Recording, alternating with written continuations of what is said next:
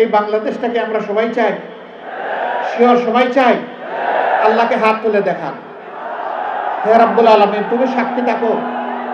আল্লাহ তুমি সাক্ষী থাকো, আমরা তোমার কোরআনের ভিত্তিতে একটা ইনসাফের মানবিক বাংলাদেশ চাই, যেখানে মানুষ সবাইকে সম্মান করবে, ভালোবাসবে। এই বাংলাদেশটা আল্লাহ তুমি আমাদেরকে দান করো। হে তরুণ যুবকেরা, জেগে উঠো। যেই সমাজের তরুণরা জেগে উঠে, সেই সমাজকে আল্লাহ বদলায় দেন। 24-এর 5 আগস্ট সেলুট যুবকরা, তোমাদেরকে তোমাদের জীবন বাজি রাখা লড়াইয়ের কারণে আল্লাহ আমাদেরকে আপাতত মুক্ত করে দিয়েছেন। চিরমুক্তির জন্য এবার জেগে উঠো, এবার শপথ নাও, আমরা বাংলাদেশকে কোরআনের আলোকে গড়বই গড়ব ইনশাআল্লাহ। আমিও তোমাদের সাথে চুল পাকা, ব্রু সাদা হওয়া, দাড়ি সাদা হওয়া এক জীবন্ত যুবক। লড়াইয়ের ময়দানে তোমাদের সাথে আমাকে পাবা, মিছিলের পিছনে নয়, সামনের কাতারে থাকবো ইনশাআল্লাহ।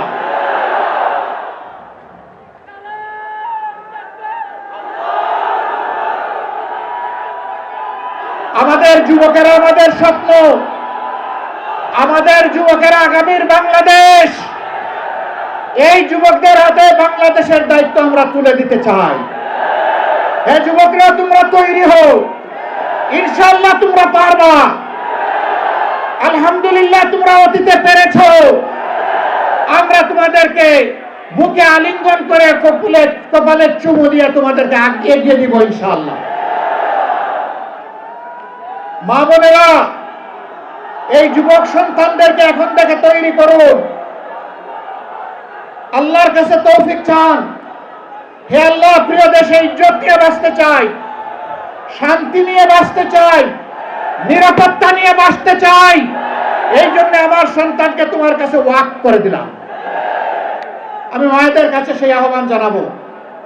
আমার এই আওয়াজ আজকে বাংলাদেশের এবং বিশ্বের যতটি মায়ের কানে যাবে, ও আমার পরম শ্রদ্ধাভাজন মা, আমি আপনাকে বিনয়ের সাথে অনুরোধ জানাচ্ছি, সেজদায় পড়ে এমন মুজাহিদ সন্তানের জন্য আল্লাহর কাছে তৌফিক চান।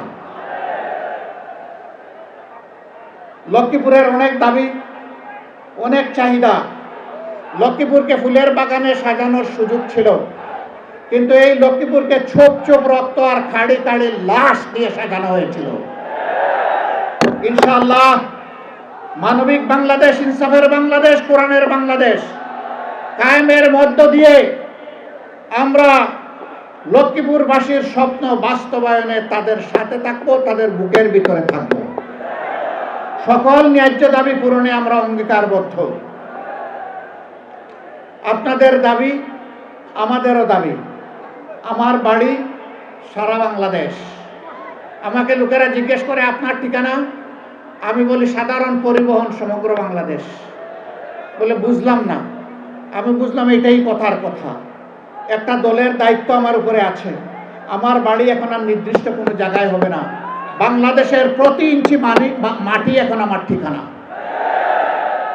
অতএব লক্ষ্মীপুরও আমার ঠিকানা। আপনারা কষ্ট করে এসেছেন, তির্যক রোদের মধ্যে বসে কথাগুলো শুনেছেন। আপনারা ভালোবাসা বুকে নিয়ে এখানে এসেছিলেন, তাই না? সত্যি আপনারা ভালোবাসা নিয়ে এসেছিলেন? কার জন্য এই ভালোবাসা? কার জন্য এই ভালোবাসা? হে আল্লাহ, তুমি সাক্ষী থাকো। তোমার জাতের কসম, আমাদের সমস্ত ভালোবাসা শুধু তোমার জন্য। এই ভালোবাসাকে মায়া করে তুমি তোমার প্রিয় জান্নাতে পৌঁছে দিও রব।